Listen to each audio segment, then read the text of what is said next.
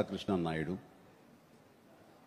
ఆయన నెల్లూరు వాసి కానీ మొగల్తూరులో సెటిల్ అయ్యి అక్కడ ఎక్సైజ్ స్టేట్ ఎక్సైజ్ ఇన్స్పెక్టర్గా రిటైర్ అయ్యారు ఆయన.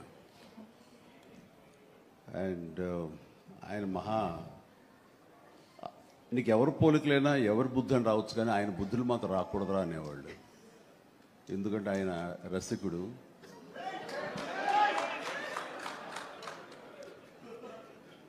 ఇద్దరు ఇంట్లో ఉండేవాళ్ళు, నాకు ఇద్దరు అమ్మమ్మలు.